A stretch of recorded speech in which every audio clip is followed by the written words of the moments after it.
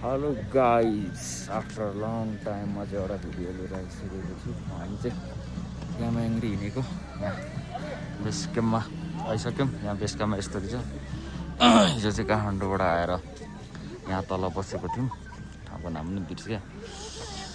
लामो उतैबाट चाहिँ बनाइनँ मैले। अब यहाँबाट चाहिँ यामाङ्री पिक हिँडेको माथि प्याकेजमा थियौँ। धेरै गाह्रो रहेछ आउन चाहिँ। यहाँ सबै बेस क्याम्पमा आइसक्यौँ, गाडीहरू सबै यहीँ छ, टिमहरू यहीँ छ। सबले सुरु गरिसक्यो ट्रेक चाहिँ। हाम्रो चाहिँ यहाँ ग्रुपहरू टोइलेटतिर गएको छन्। झडो रहेछ, मैले थर्मोकोट ज्याकेट मात्रै लाएको थिएँ, मिस्टेक गरियो जस्तो छ। तर यहाँ हिँड्दा हिँड्दै त गर्मी नै हुन्छ होला। यहाँ चाहिँ खासमा हिजो हामी यहीँ आउन आँटेको थियौँ, तर यहाँले रोडहरू प्याक भएर हामी तलै बस्यौँ। तल पनि पुरै प्याक थियो, छैन होइन बोलिरहेको छु। अनि त्यस पछाडि तल पनि 6जना एउटै रुम सेयर गरेर बस्यौँ। मेरो वर्स्ट कन्डिसन भएको थियो। त्यस पछाडि 2 बजी उठेर रेडी भएर 3 बजी हिँडे हो। यहाँ आइपुग्नु लगभग झन्डै 1 घन्टा जति लाग्दो रहेछ। अब यहाँबाट चाहिँ हामी ट्रेक सुरु गर्छौँ है त गाइज। हाम्रो ग्रुपमा चाहिँ 9जना थियौँ, 2जना गइसक्यो। त्यस पछाडि 8जना थियौँ, अब हामी 7जना बाँकी छौँ। ल लेट्स हामी स्टार्ट गर्छौँ। ल हामी हिँडिरहेको चाहिँ त्यो माथि लाइट बलिरहेछ, त्यहाँ हो। अराउन्ड 2 घन्टा लाग्छ अरे। टिम यहाँ छ। ल गाइजहरू, हाम्रो ट्रेक चाहिँ सुरु भइसक्यो अब यहाँबाट ठ्याक्कै अफिसियल्ली। ल लेट्स गो गाइज। टाइम कति बजेछ? हामी भर्खरै 2 बजिरह हिँडिरहेछ हामी। 2 होइन, मलाई 3 बजिसक्यो। तिम्रोमा मेरोमा 2 बजिरह। कति बज्यो ठ्याक्कै टाइम?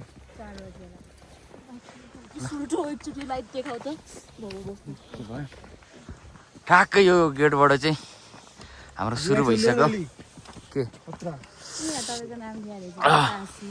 मेरो नाम छ ओहो टासी तिलक, वेलकम।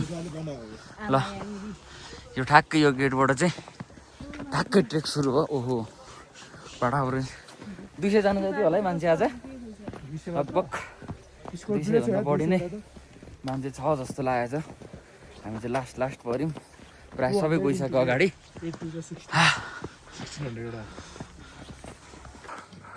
हाम्रो चाहिँ डेस्टिनेसन चाहिँ ऊ त्यो लाइट बल्दाको ठाउँमा हो। अनि काशी भाइ आउँदैछ हाम्रो पछाडिबाट। हाम्रो गाइडै तर थकेछ लागिसक्यो गाइडलाई।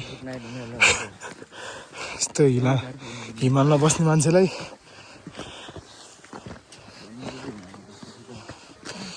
यस्तो गुम्बा खाएन जस्तो राम्रोसँग। अनि अगाडि चाहिँ तन्ने मान्छेहरू हुनुहुन्छ, अनि एज वेल एज पछाडि पनि, तर केही चाहिँ देखेको छैन। अनि हामी हिँडेको बाटो चाहिँ यस्तो छ।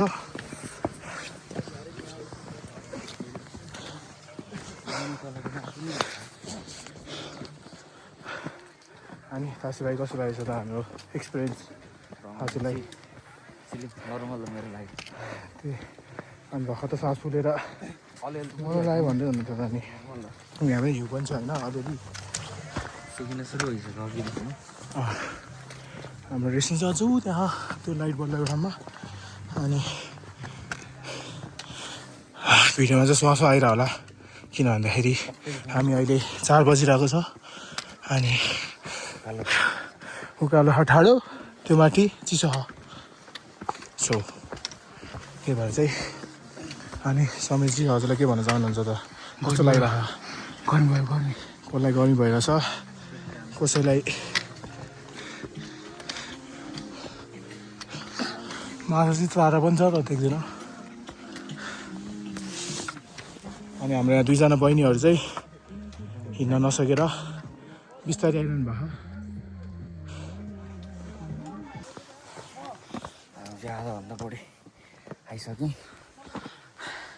1 घन्टा जस्तो भयो होला हिँडेको।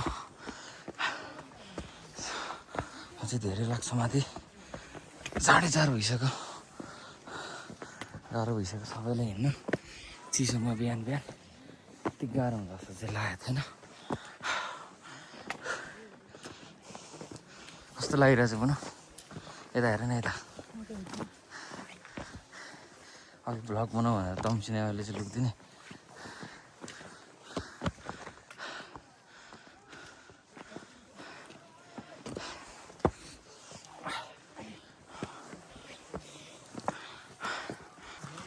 ल सेल्फी लियो भने के गरे खाजा खाँदैछौँ हामी रेस्ट भनेको रेस्ट एन्ड पिस होला जस्तो भइरहेछ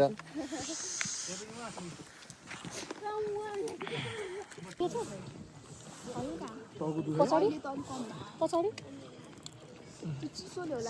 पछाडि दुखा छैन नि ए बोल्छ ल गाइस हामी फाइनल्ली डेस्टिनेसनमा आइसक्यौँ हिउँ नै हिउँ रहेछ यहाँ चाहिँ हो हिउँ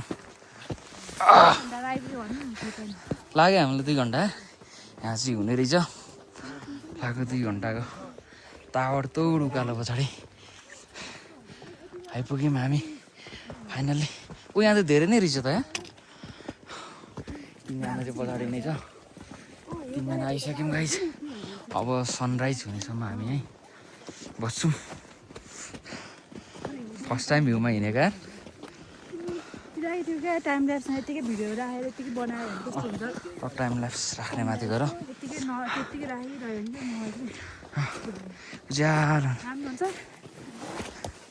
त्यस्तै गरौँ न एकजनाको उहाँबाट के गर्ने टाइम ल्याप्समा भिडियो राखेर अब राख्ने माथि चाहिँ है राखौँ ल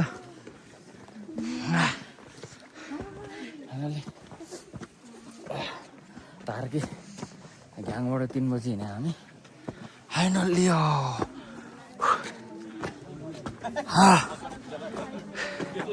फाइनल्ली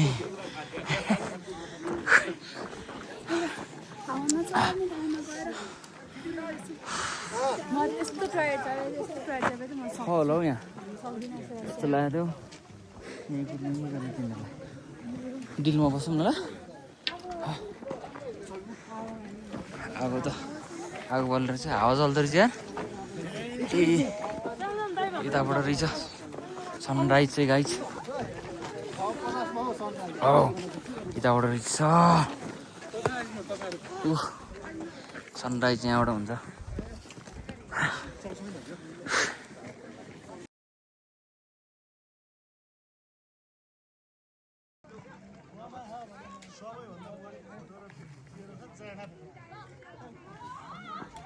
गाइस देखो ना गाइस देखो ना please like subscribe and share guys